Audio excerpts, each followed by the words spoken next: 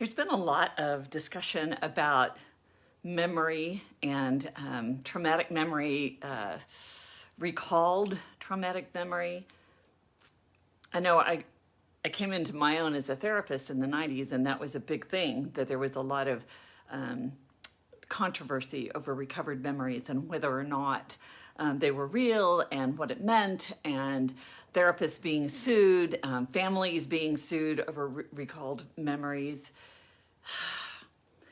And now today, I have to say, I continue to question, back and forth with myself. It's like, what is the importance and the value of remembering traumatic and material and other kinds of material from our life history?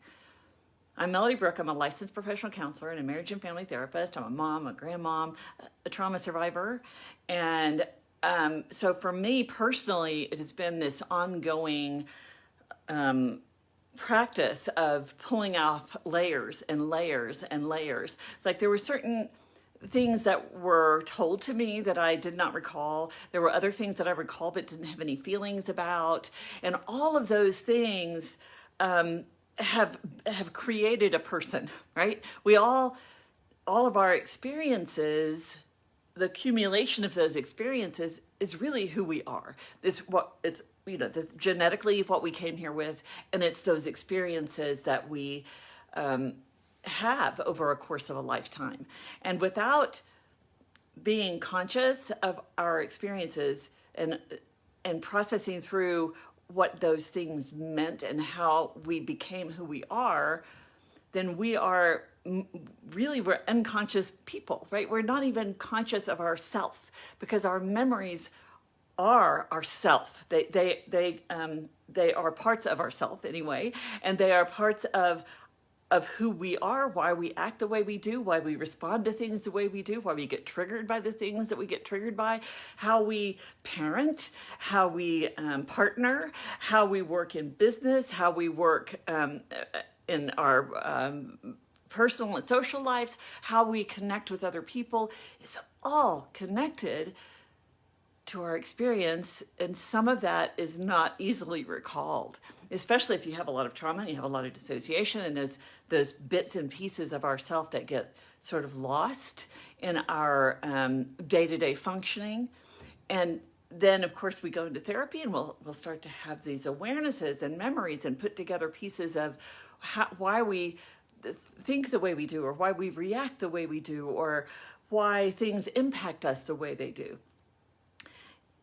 If we don't take the time to allow ourselves to remember who we are, remember the ways we reacted to things, the ways we responded to the ways that we were treated or not treated or ignored, or the things that we wanted, or the ideas that we had that didn't make any rational sense, that came out of things that we observed that impacted us, that sort of become our basic programming, right?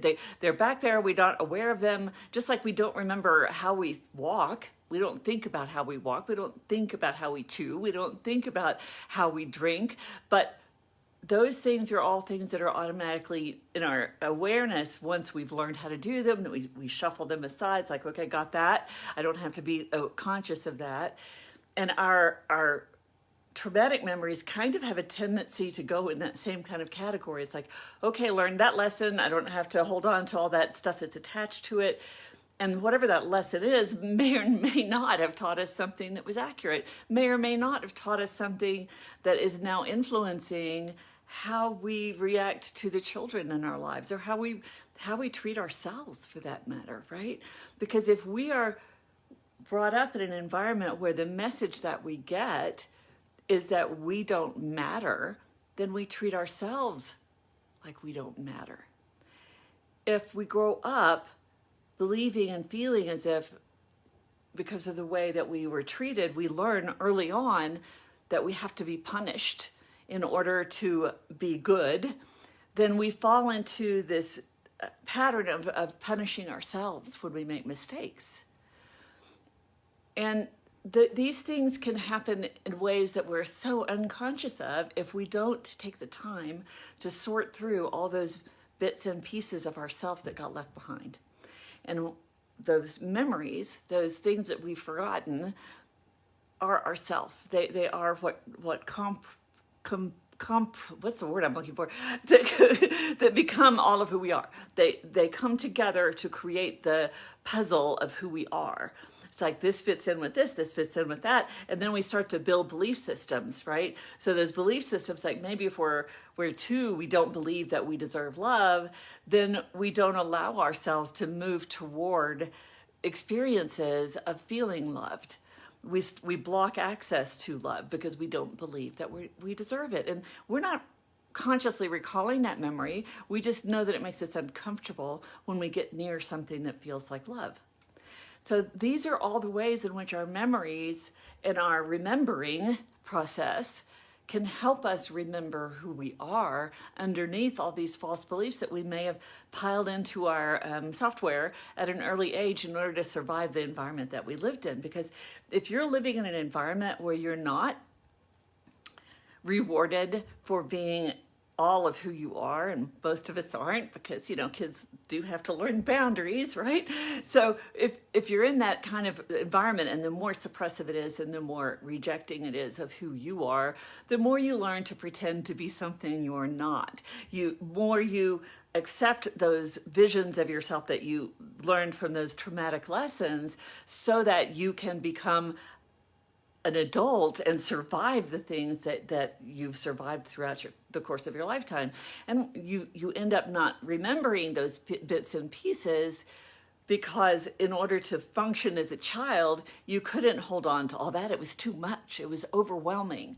And so we had to kind of compartmentalize it and stick it off in these corners of our awareness, so that and just like bully our way through. And often we don't recall the ideas, the beliefs, the views of ourselves and the world that were influenced by those experiences. We just know it becomes our belief system about the world and ourselves that has a basis in things that are not true. And it's only by having the courage to remember those painful things, to not forget all of these experiences, to help yourself connect with, remember, learn from them, and help the parts of us that were stuck back there believing things that are not true about ourselves, about other people, that can allow us to be more fully and wholly ourself. That is the goal of therapy, really, is to uncover those layers of misinformation, of erroneous beliefs, cognitive distortions. When we start to remove those layers and we can become more fully ourselves, we have an opportunity to really shine, to really take ownership of our life, our relationships, our experience, in ways that you can't if you're imprisoned by all those layers of forgetting the things that made you behave the way you do, respond the way that you do. And so I invite you to take the courageous step of finding those bits and pieces of yourself, to remember who you are underneath all of that that shell of misinformation and cognitive distortions that you had to believe in order to get to be an adult. So now you get to be a whole person if you start to peel away and remember those decisions that you made, those lessons that you learned that maybe were somewhat distorted based on the environment that you grew up in, and find that shining, beautiful, creative potential that lives underneath that in that core of that onion. So that's my gift to you today. And I see we've got some people here listening, and I'd love to hear any thoughts and reactions that you might have to the things I'm saying. I know that sometimes it can feel overwhelming, especially if you do have a lot of trauma, or even if you just have, a few little pieces of trauma that just feel overwhelming.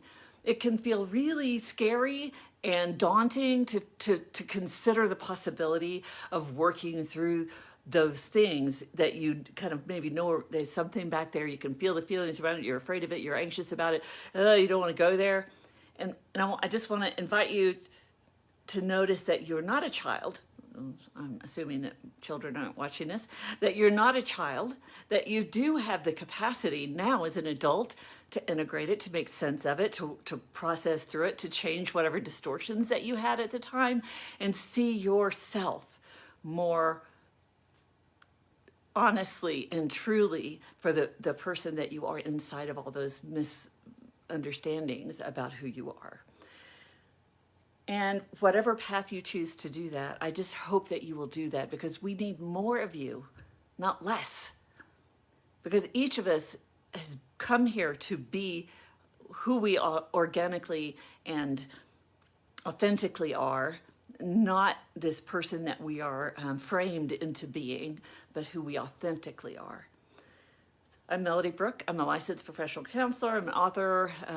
It's called Oh Wow, This Changes Everything. I'm a screenwriter, actor, filmmaker, and more than anything, I'm a person that is working more and more to remove those layers of my own onion so that I can become more fully who I am, so that I can not only experience life from a more joyful, present place, but I can interact with others and help others get to that more joyful, present place. You can find out more about me at melodybrooke.com, and I'm on, my books are on Amazon and Kindle, Audible, and I'm here every Tuesday as best I can at 4 o'clock Central Standard Time, and I would love it if you have any thoughts or questions, or if you want to share this video with anyone else. I hope that you will. I'm going to see who's with me right now. Let's see who's here. Somebody's here. Well, anyway, I will see you next week.